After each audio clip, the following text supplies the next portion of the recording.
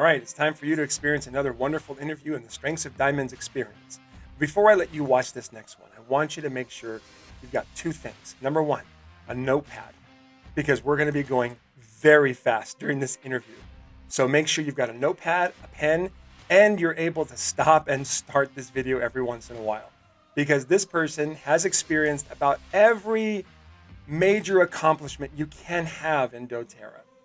And they have done it. This person has done it by just being who they are and letting go of what they're not.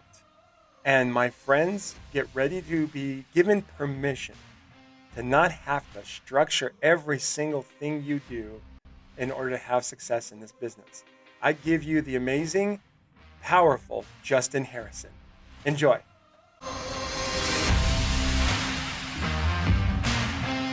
All right. Hello, everybody, and welcome to another amazing interview with the Strengths of Diamonds experience. My friends, I have something, so much fun in store for you.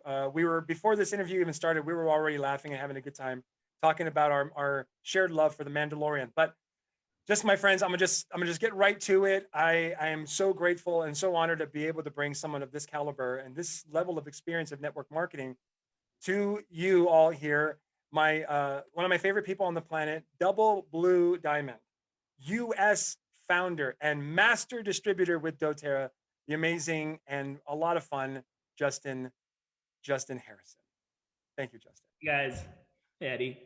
It's so good to have you, brother. Well, we're gonna get right into this because I already know we're gonna have a lot of fun.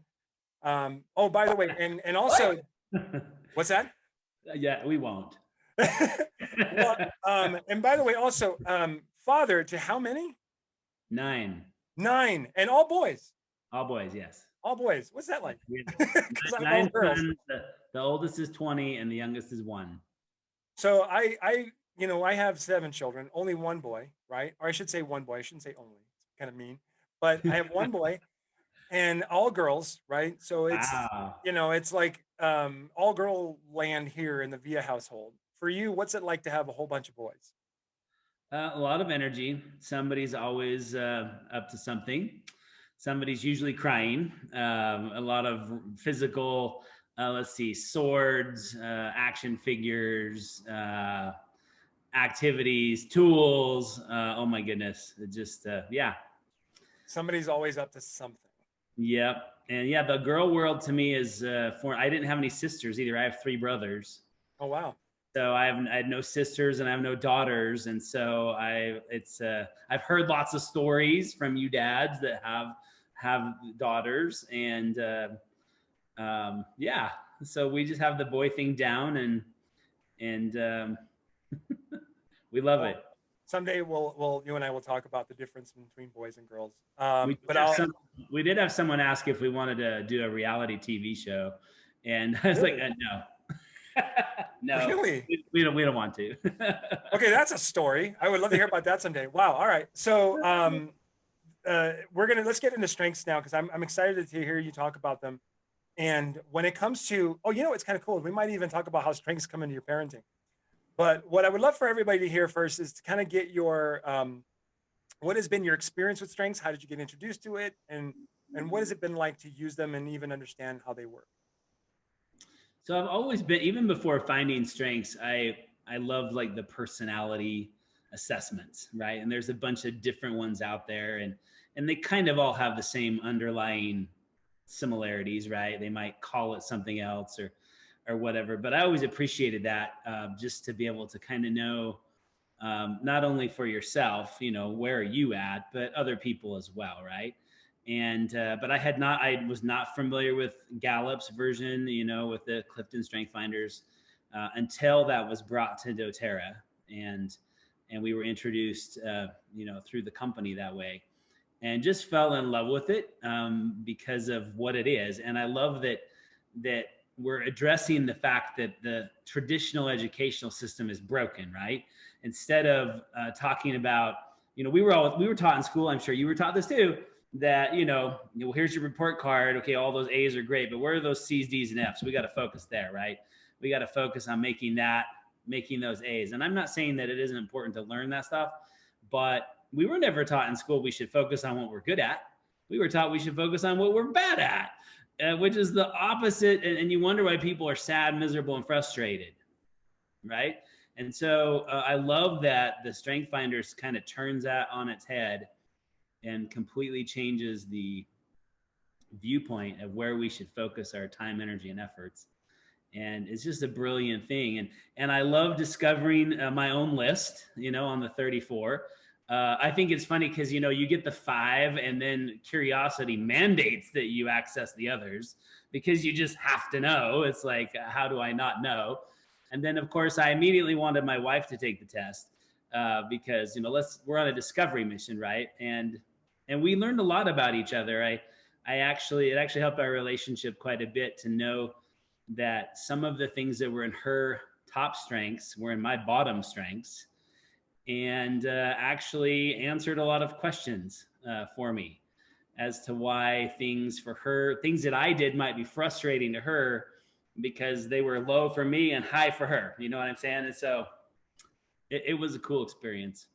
Yeah, I'm really I've been working with a lot of couples, helping people. I'm learning that this thing about strengths is helping with relationships, and in many ways, there's marriages with your spouse, but there's also the marriage between you and your frontline qualifiers, and in many ways, that's also a marriage. But to get back to you and your wife, because I think this is going to be really helpful for people, is that when you're looking at how there's certain strengths that you have that are low for you that are high for her, do you have a sense that that's what attracted you to her when you were first dating? I think so. I think it probably, unknowingly, right? Right, Because subconsciously, it's like there's some things that she had that you didn't, that you wanted. Sure. Do you feel Yeah, like that? I clearly had no idea, right? I had no idea that the strengths even existed for me or her. And so, but I do feel that, yeah, that definitely played a part of the role.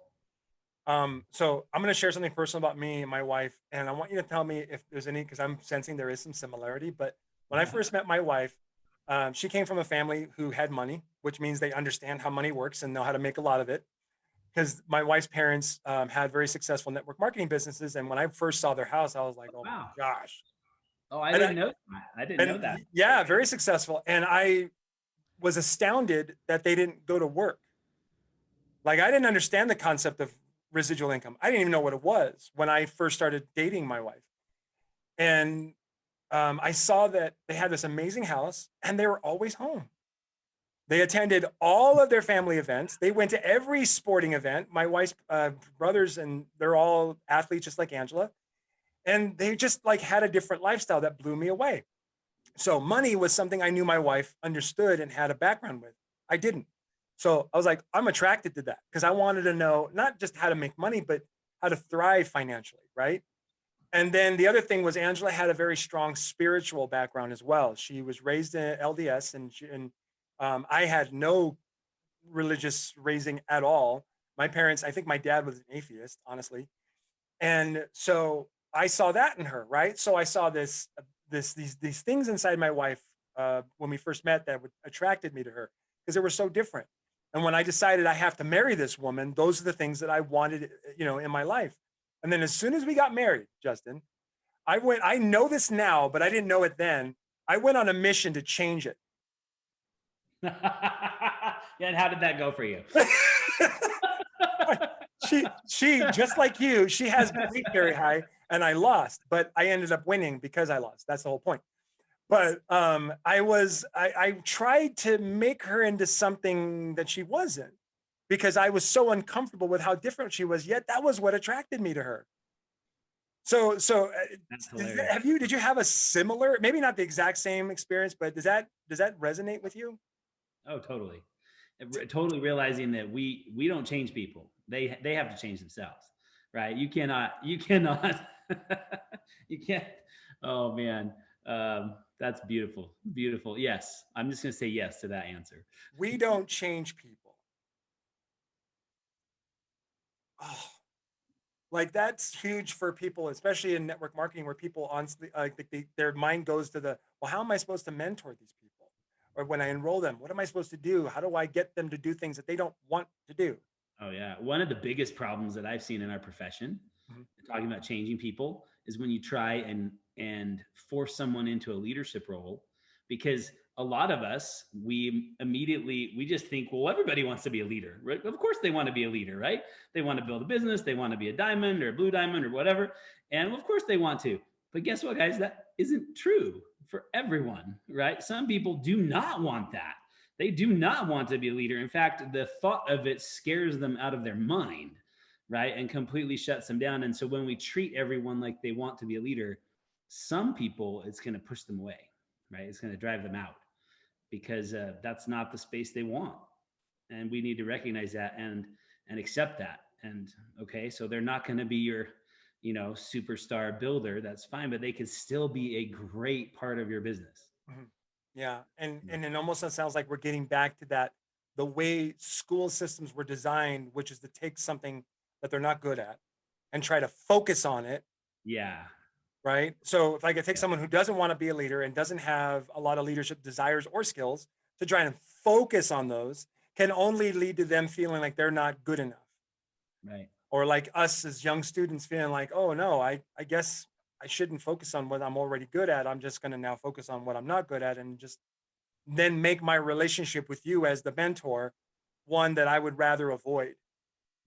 Right. So we shouldn't be surprised that when we're trying to push someone to be something they're not, that they don't show up to calls. Shocking. Weird. I know.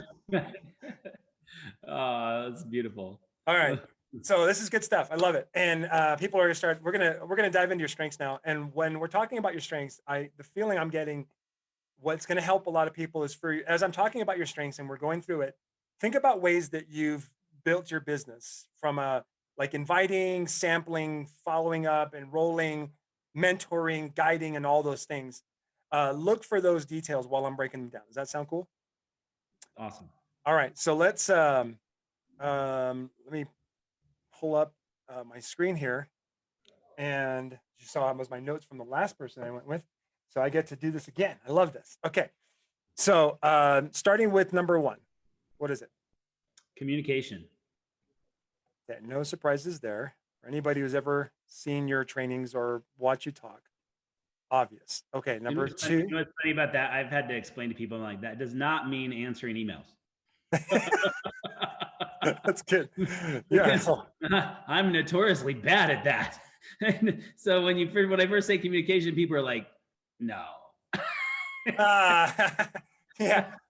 So the communication strength is the opposite of sitting behind a computer and going like this. Exactly. But that's what everybody just defaulted to. And I'm like, no, it doesn't mean returning text messages and emails. Yeah. Oh my gosh. Because if that's what you're thinking, then that's definitely wrong.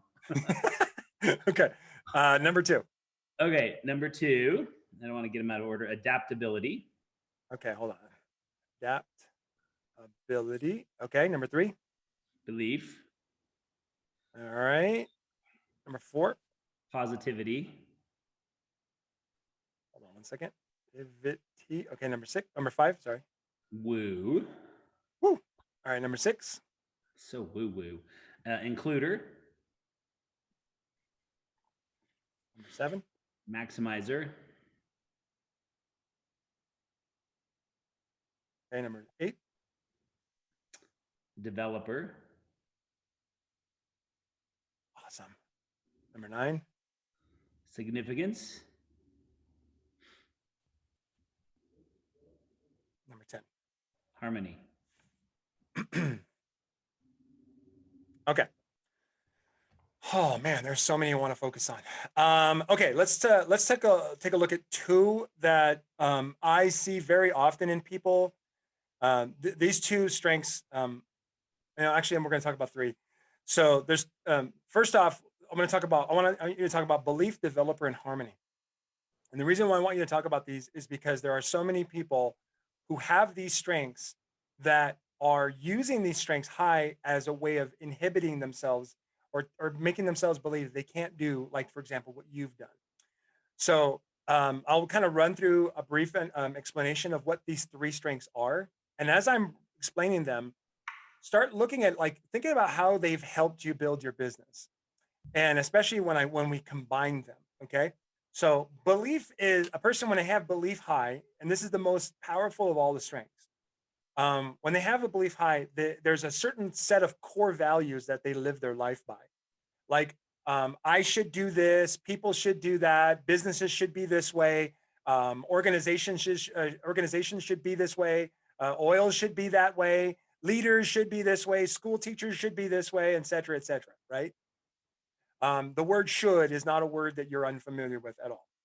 Um, so there's that. And then a developer, which is a desire to encourage people, to compliment them, to share positive perceptions of others in the hopes that they'll do something with it. A lot of people think that high developers are motivational speakers and people who hold people accountable. Actually, developers are more about encouraging through connection, versus the I'm going to follow up with you later and make sure you did it type strength. So Right. that strength in itself is not a big accountability type strength. And then there's harmony, which is finding common ground with people and honoring that common ground, and we'll call it flow, based on how things should flow. Okay, so we've got should, a lot of should going on here, Justin, right? So you are all about the should, which makes sense when you're using your communication strength to communicate what the shoulds are to other people, right? So this is like a kind of a meaty sandwich of who Justin is. So all these things that I just described, belief, developer, harmony. Tell me a little bit about how those show up for you in your business, and I'm going to scribble some notes on the screen here. Well, belief is, well, those of you that have heard me talk about this, it's foundational, right? It's critical. I often have mentioned that hope is what brings people into our profession, right? Hope is what brings people to DoTERRA, to the oils. But you have to take them across that bridge from hope to belief, right? Because hope will get them in, but belief will keep them in, right? And there's a lot of different ways you can do that, primarily through education and experiences, more than anything. But your own personal belief is so foundational and so critical. You have to be able to pour into you and believe that things are going to happen and believe that you're going to move forward, so that you'll take the action to go out and make it happen, right? Yeah. There was a lot of days in the early years of doTERRA that belief was challenged, right? Uh, Mostly by other people. And so you use that to strengthen and to fuel your belief when people would question you, right? And just allow the experiences and your own inner intuition to move you forward and to build upon your belief. And so it really is critical. It's critical more than anything else. Our number one rule, our number one job as a leader is to believe in our leaders, right? Is to believe in our people. That's our number one. I'm like, if we don't believe in them, and this moves into some of the other strengths you were just talking about, right? Yeah. Developer and whatnot, you have to believe that they can do it. And if there's a frustrating side to our role in this business, it's when we see the potential that someone else has and they don't, right? And they don't. Or maybe better said is they won't. That might be a more accurate way to say it, right? They won't see it because we know they have all the potential, they have all the skill sets, they have all the everything, and they just don't see it in themselves. And that can be frustrating, right? It can be a challenge. And so to be able to try and crack that and win them over to at least borrow my vision for now of what I can see in you until it can be, what they actually see themselves, until they're strong enough to stand on their own, then fine, right? Do that. Borrow my vision. I'm totally good with that, right? So belief in ourselves, critical belief in others. You're building a team. This is a relationship business. That's everything. We're all about people. People get it wrong when they say, well, you're an oil company. Well, we sell oils. That's true. But we're not an oil company, actually. Right? We're a people company. And our business model is ideal, and it's all about relationships. And I hate the term when people say, teach me how to close. I want to be a good closer. I hate that. I abhor it.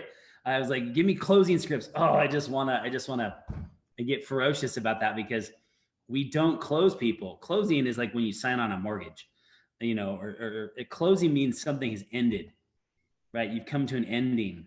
And in our profession, we don't close people, right? This is not like I'm going to meet with Eddie and Eddie's going to buy his enrollment kit and I'm going to close him. I'm buying the biggest one and then we're done, right? No, that's not it at all, right? This is now an ongoing long-term relationship.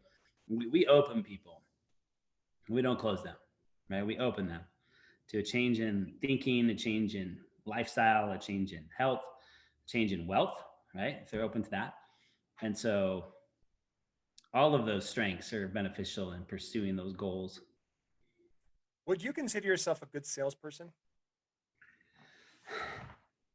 Yes, but in a non-salesy way. Well, okay, so let's look at it from let's take the negative drama out of the word sales. And right, and you know this, you've dissected this. This is not a weird thing for you. What is sales to you? Simple, finding a need and filling it. Okay. So are you good at that? Yes.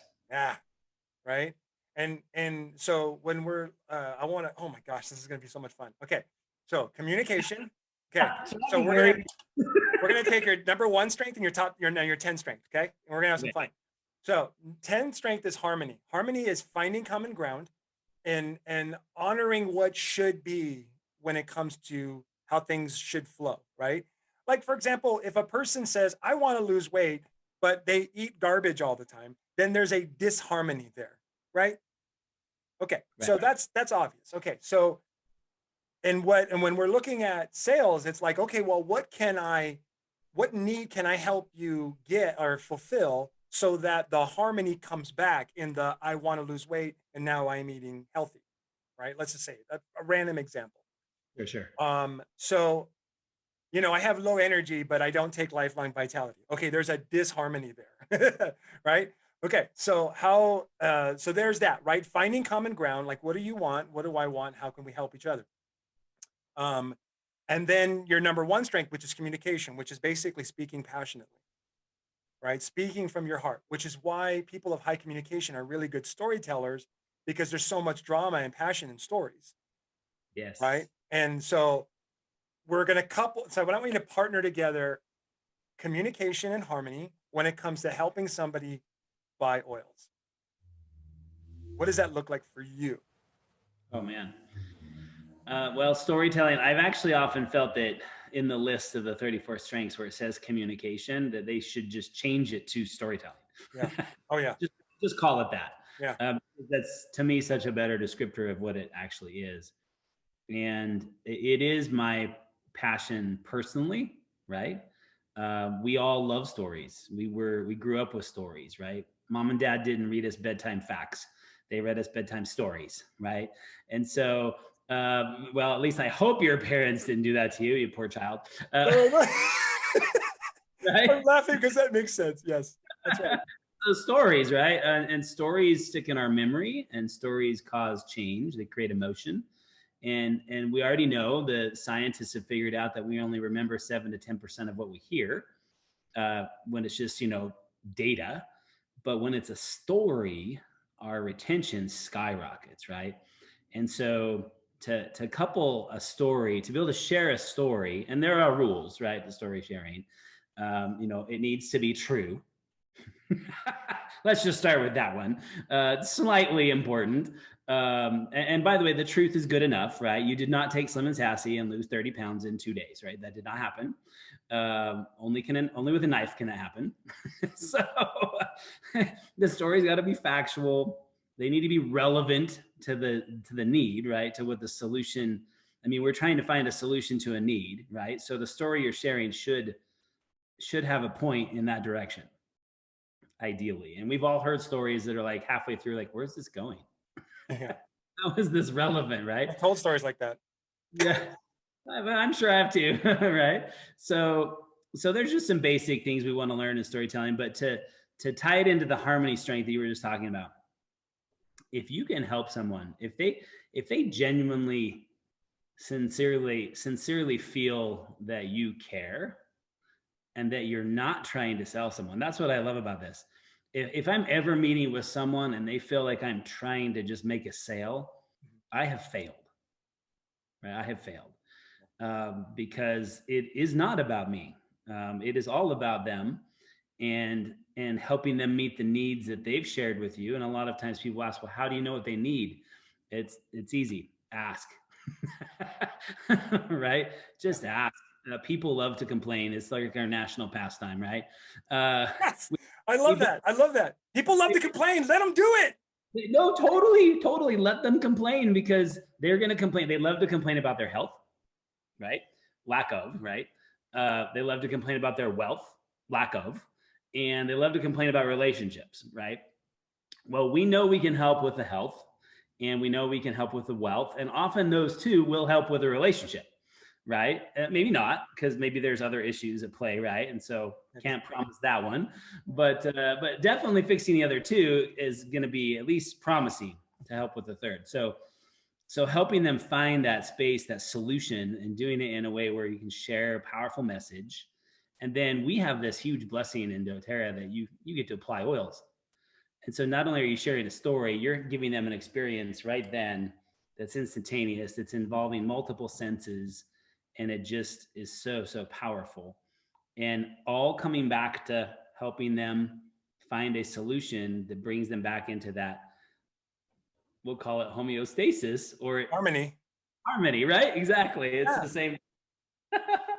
So It's so cool. That's the thing. Like a lot of people with high harmony think that it's a wussy strength. It's not. It's a very like it's a high expectation strength. Like this is how things should flow, and I'm going to help you repair that based on what you tell me. From what you're saying is based on what you're telling me you want. yeah, and we don't like it when there's disharmony. Oh, definitely, because part of your core value is that things should always be in harmony. That's right. I have 9 sons, so that's a daily struggle. Yeah. Oh boy, I could see your face turning red like sometimes like, oh boys, I'm not seeing the value of this interaction that's happening right now. There are days and certain, you know, the 6-year-old is sometimes referred to as the Dark Lord of Mischief. But anyway,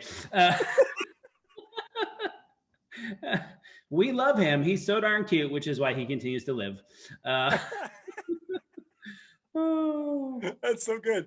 All right, cool. So, all right, there's two things I want. If you could simplify. Now, this is gonna be kind of fun because you're a real. So let me just show real quick what I see. And if I were just looking at your strengths without knowing you, without even talking to you, it's just a strength set of 10 strengths here. I would contend that you are a relationship builder first, which means that you have a desire to connect with the right people, as in deep connection, understand, feel, hear, experience their emotions, and be okay with that and be energized by that. But there's also a secondary, which is to help them move forward. Mm-hmm. But the connection must come first. Yeah. And this is important for people to hear. Like for you, it appears, and you tell me what this means to you, that connection must happen first before I go and start telling them what to do to help them move forward, whatever forward means to them. Totally. So how's that show up for you?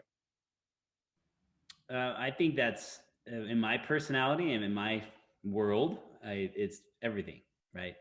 It's everything because if you don't have the relationship first, you don't have any credibility or clout or expertise to even suggest a change, right, for them. Yeah.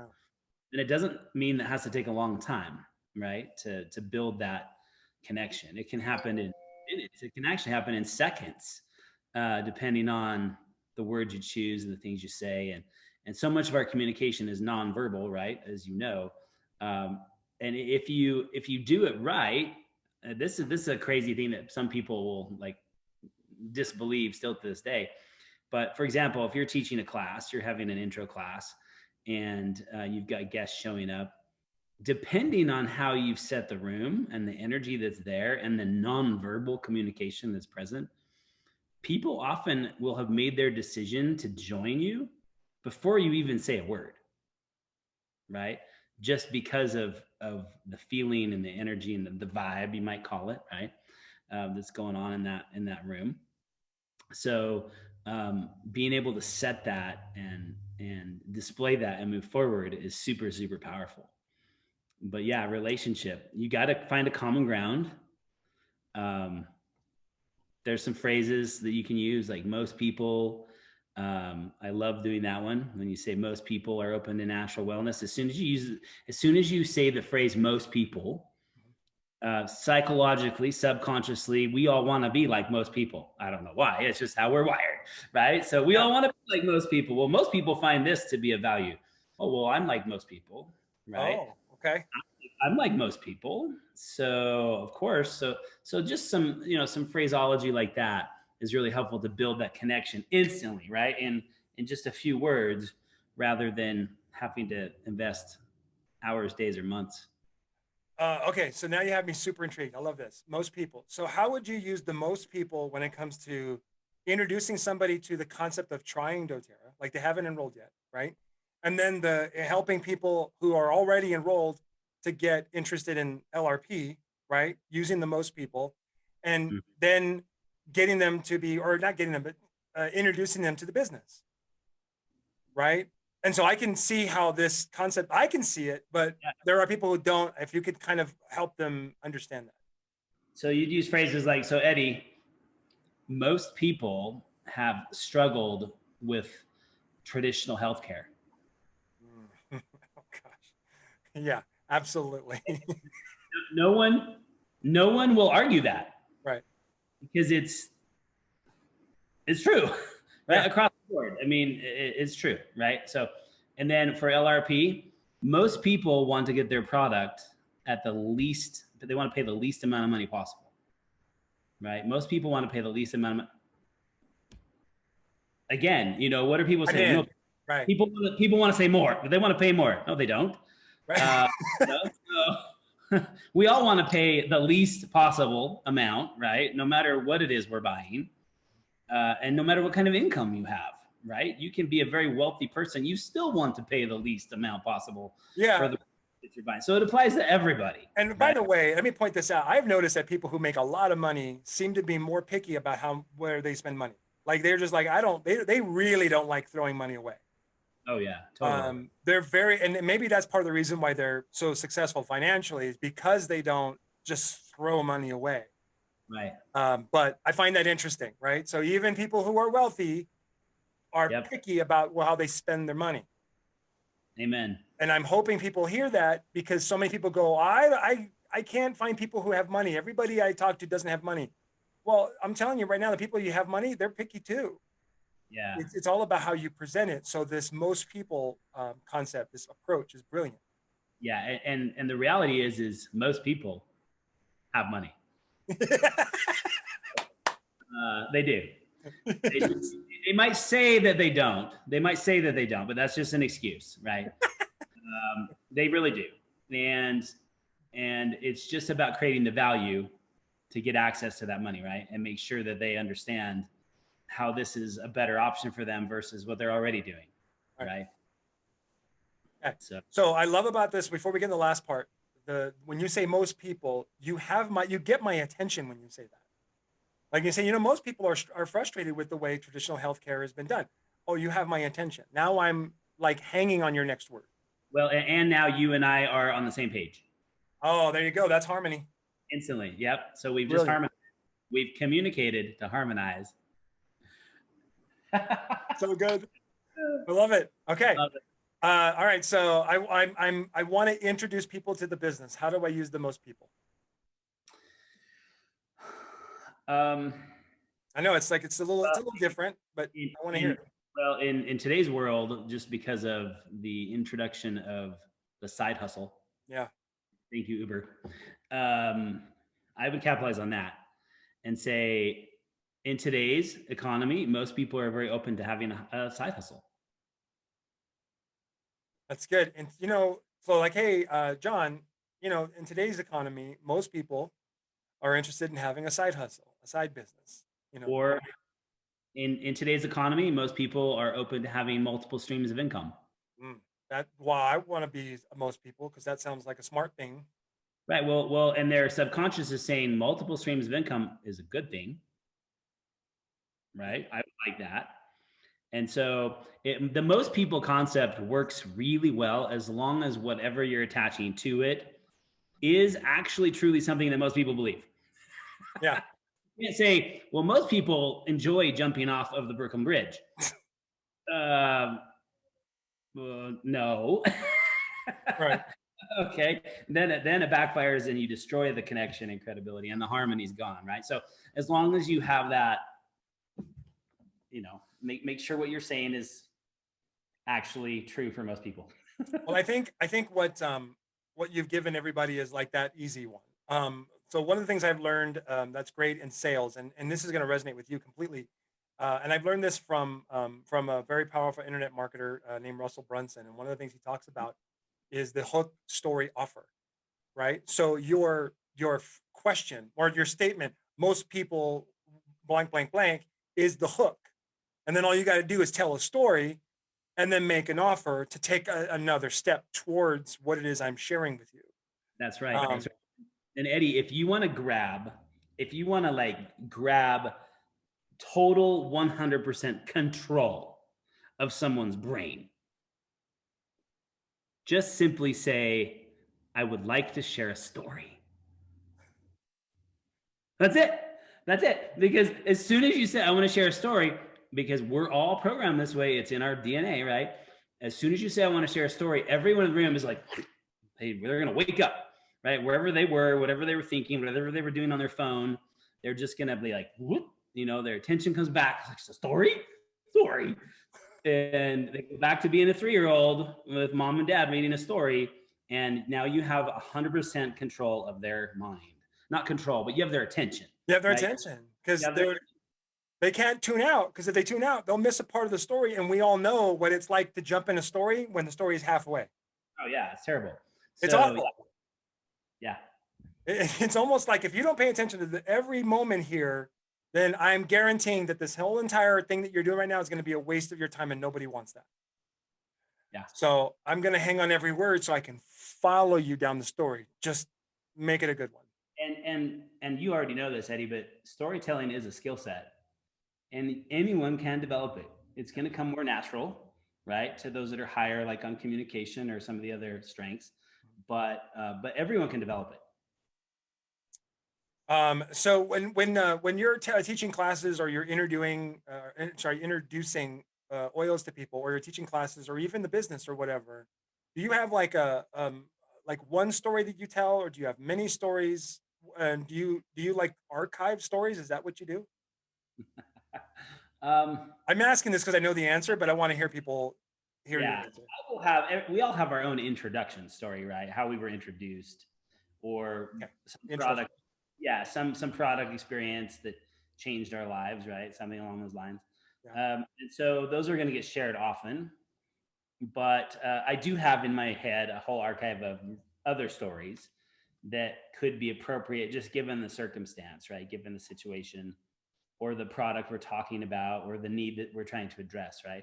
So you're going to have your standard story that you're going to share. Your team members will have heard it 100 times or 1,000 times, and they're going to know exactly where it's going, right? But it's not for them. It's for the guest that's in the room. So just laugh at the same spot you would have and go with it, right? Because it's the same story, it hasn't changed. But the most powerful thing at our events, at our classes, is when we open up to stories from the audience.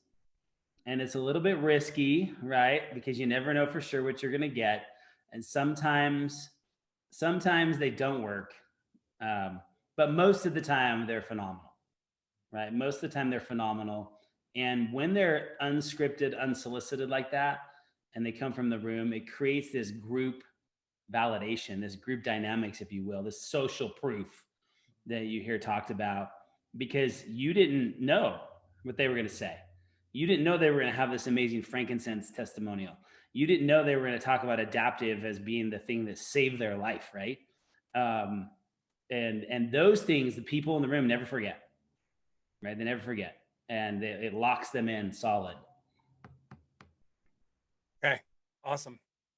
Holy cow. Like to to encourage people to learn how to tell stories.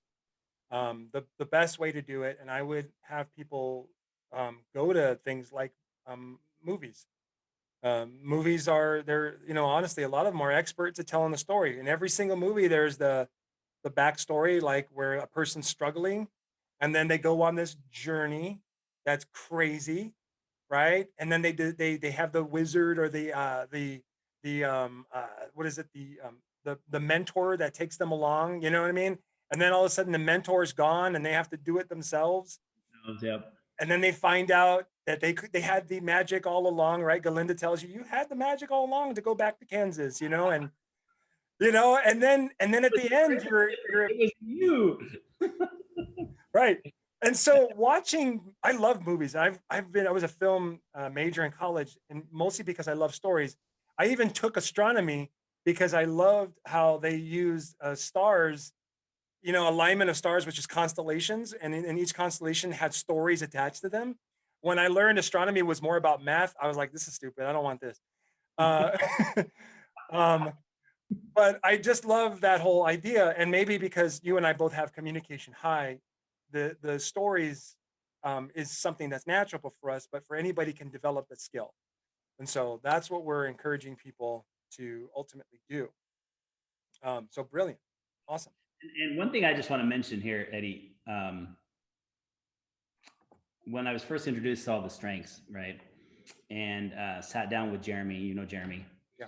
and had never, again, it was new to me, but he asked me a question as we were looking at the strengths results, and it was and it was something I was already doing, but not maybe as intentionally as I should have been. And he simply just said this, because we went through the list. He's like, communication is your number one. And he leaned forward and said, let me ask you this question. How much time and energy and resources have you devoted into improving that skill set, that strength? And I sat there and I thought, I was, right? I was, but not to the level that I could be, right? And then he just simply said, imagine what would happen if you really focused on that number one and just making it incredible, right? And and so I took that advice, right? I follow multiple people that I consider to be some of the top presenters in the world, right? When I grow up, I want to be them. Uh, and I've attended their seminars. I've attended their $1,500 for 1 day course on public speaking, right? Where, I got to have my DNA sequences restructured. Um, and it was so valuable, right? So amazing, painful during that 1 day, but very valuable and very amazing. So anyway, it was amazing counsel to me that what would happen if we really invested in those top skill sets, those top strengths, really making them phenomenal.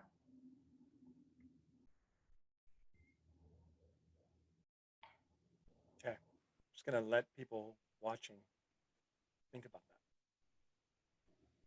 What would life be like?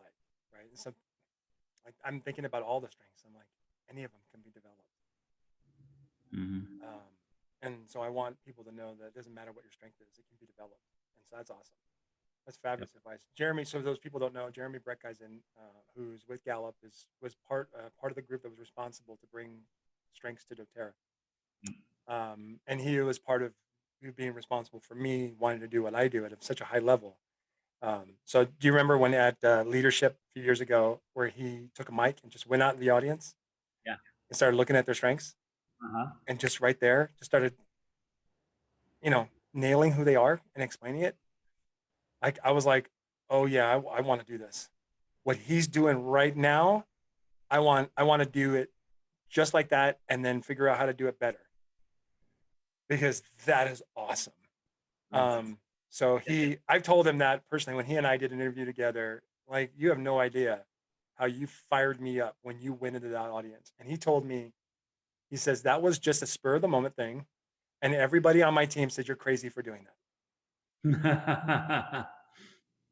Like, I'm like, man, just more confirmation that that's how greatness happens, is when you feel called to do it and everyone around you is saying you're crazy. Yeah, that's true. So true. Huge. All right. Thanks, brother. I appreciate it. All right, let's go through your bottom strengths real quick, because it's going to be blaringly obvious why these need to be 30 or these need to be low. This is where we'll have the most fun right here. Yeah. Okay. So number 30. Oh. Okay. Number 30, context. All right. So the past. So people that have low context are drained by using the past to make decisions. And this is one of two different things. Either there's pain in the past, or there's just such a resistance to doing things the way they've always been done, or both. Does that make sense? Does that resonate for you? Yep. I think for me, I just, learn from the past, right? But let's move forward. Yeah. So using the past to make decisions is a draining process for you. Number 31. Restorative. Okay. So focusing on what's broken, right? So people of high restorative like to focus on what's broken to bring back to life something, hence restore. So for you, that's obvious. That's contradictory to your desire to maximize, which is to take what's already great and make it better. Right. Right. So do you feel that sense of focusing on what's negative, or even hearing people focus on what's negative, as a draining process for you? It is. It totally is. And I have to point out here, restorative in my wife's lineup, it is number 2. Oh boy. Wonderful. It is number 2. Yeah. So it was very interesting. And we're coming up on her number 1, by the way, is still coming on the list. Okay, so well, let's talk about that briefly, because this is cool, because I run into a lot of couples who have the restorative maximizer flip, whereas one person wants to talk about what's broken and the other person wants to just skip it and go right to the what's great and let's focus on that.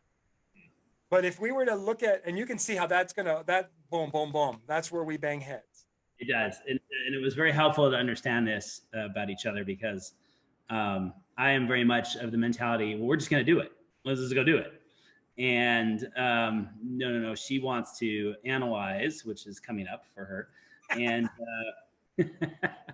and her restorative is so strong that her passion is she has this phenomenal gift for finding homes that are distressed and have been neglected and turning them into extraordinary properties.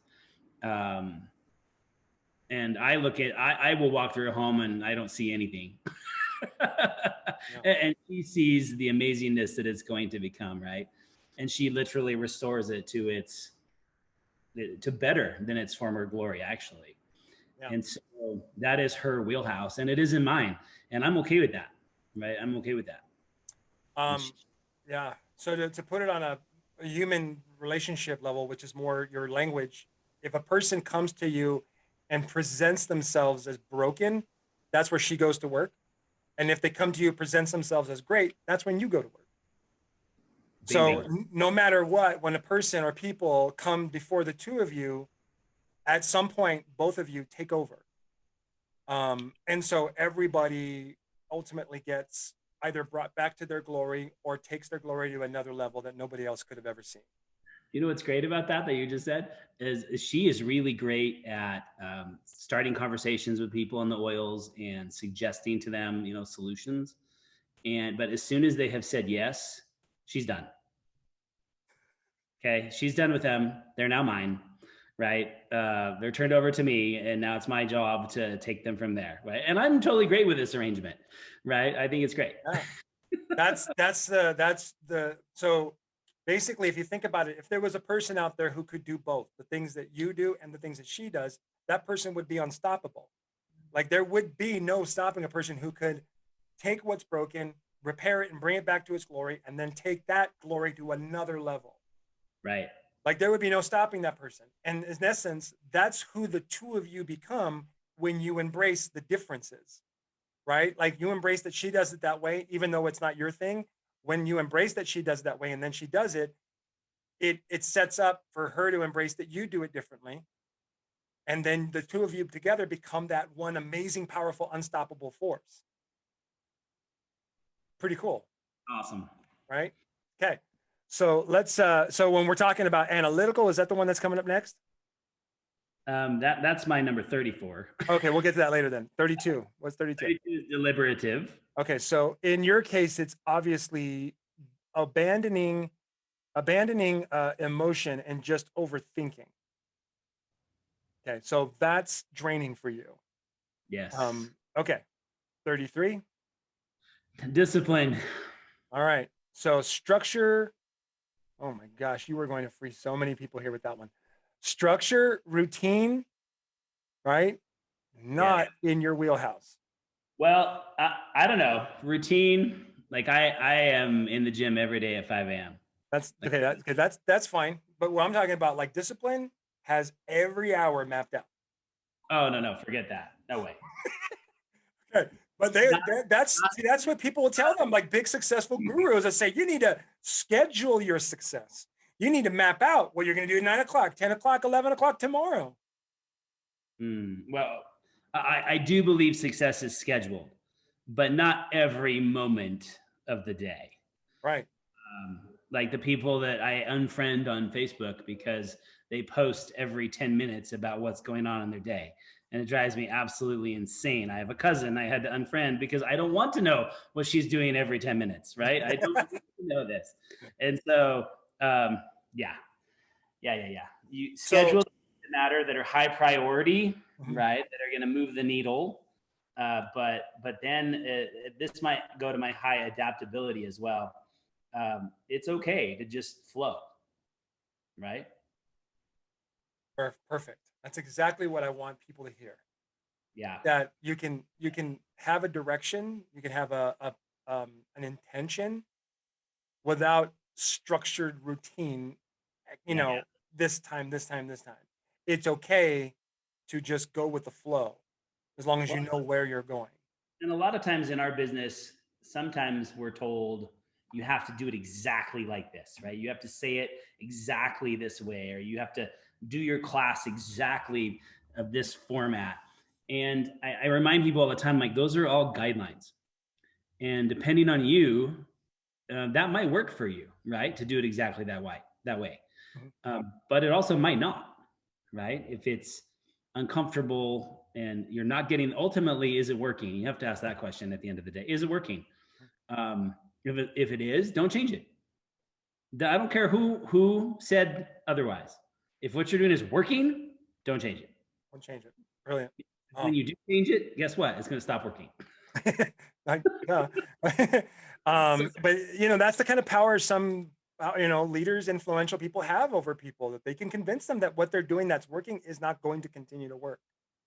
That's crazy. All right. So then 34 is analytical. Yep. All right. So that's my wife's number one.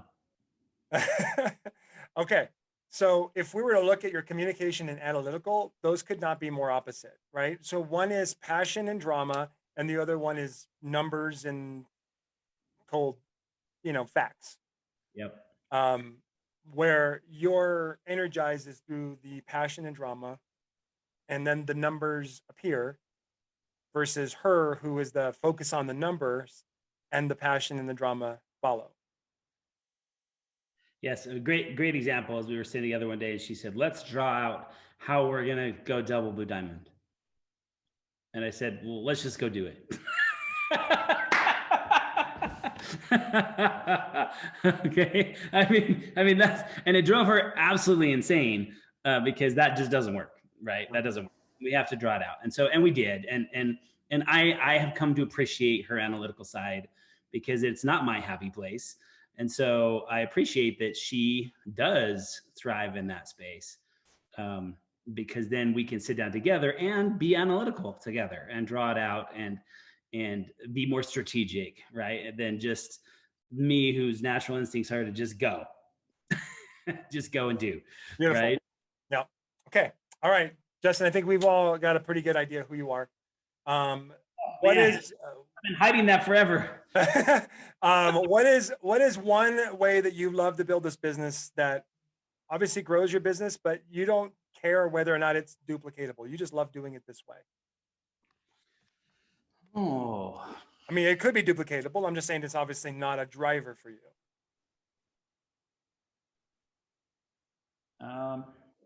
hmm. I love the power of events.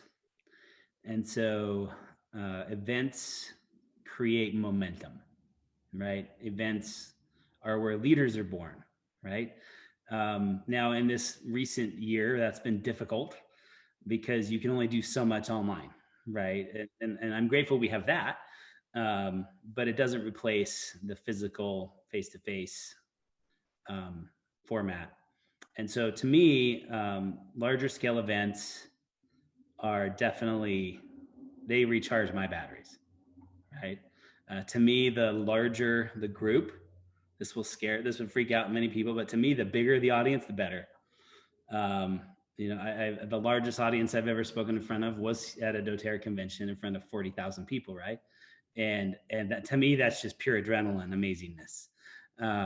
Where many people would rather be bitten by a snake than speak in front of 10 people, right? And I respect that, and I understand that as well. But to me, being able to change groups of people, inspire groups of people, be a better word, from the platform, that is that's my crack cocaine. Yeah. It's and from what I'm gathering, and I'm sure everyone's going to gather, it's like the more people, the better. It's to share my stories. Right. So I can share a story with 5 people in front of me or 5 million people. It's the same story. I just make more of an impact when there's more people in front of me. So And that's not to discredit the group of 5, sure, right? sure. Because you don't know what that, in the early days of DoTerra, Dr. Hill and I, when we had no money, we barely had product to sell. We would go anywhere in the country to talk to anyone because we had no one. Yeah. So somehow we got some leads up in Anchorage, Alaska. And so we're coming, right? We're coming to do an event, expensive plane ticket, crazy hotel costs, like stupid, ridiculous money. And we're sitting on the plane, taking off from Salt Lake City. And my phone didn't even ring. But all of a sudden I had a voicemail from this person hosting the event. And she's telling us we probably should reschedule because it looks like that date and time is not working for people. And we're sitting on the plane, like it's taking off, right? Like I'm having to turn my phone off because we're taking off. And I just shot off a quick text. We're coming. Like we're in the plane, we're coming. And so the event that was supposed to be 30, 40, 50 people was actually 5 people.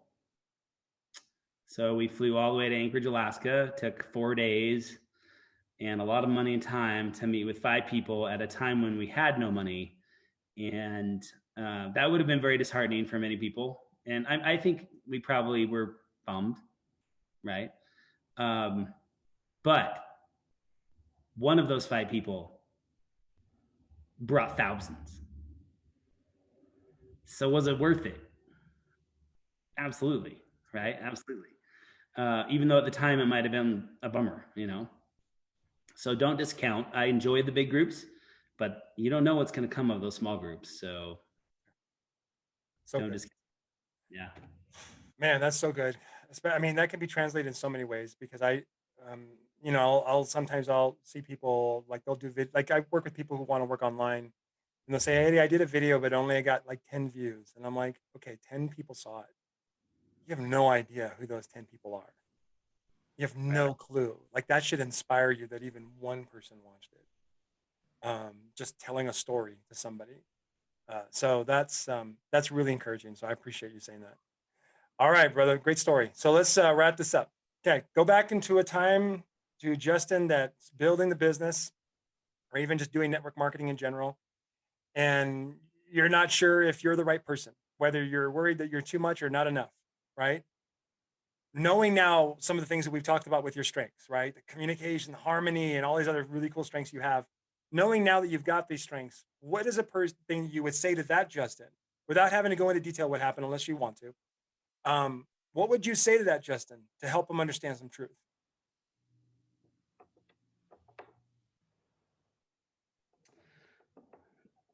Wow.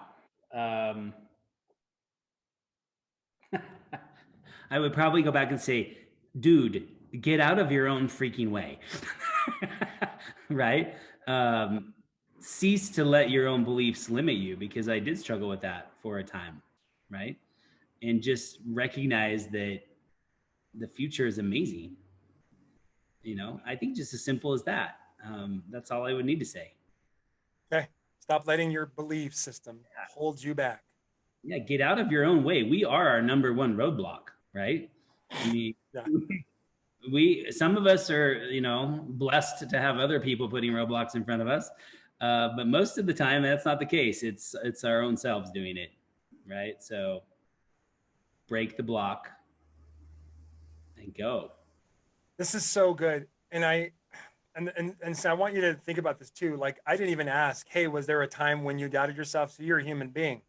And I know Sure. all human beings do it. And me working with some of the most powerful people on the planet, like, I see that one commonality that we all struggle with embracing who we are in some level or some shape If, or if, form. if you haven't had days that you want to quit, Oh they're yeah. coming. If you haven't paid that piper yet, those days are coming, because this part of the rite of passage, right? I mean, success demands a price, and part of that price is failure. Big part of that price is failure, and self doubt. You have to overcome. I mean, how can you inspire and move others forward to action if you can't do that for yourself first, right? Um, so critical, so important. Okay. All right, ladies and gentlemen, the amazing Justin Harrison. Dude, this has been fun. Thanks for the invite. That was awesome. All right, for those of you that are watching this, I hope you all have pages of notes, and you're all going to act on them. So go to work, and I hope you've enjoyed this amazing interview with Justin Harrison and the Strengths of Diamonds experience. Justin, thank you. Thanks. So good. All right. Goodbye, everybody.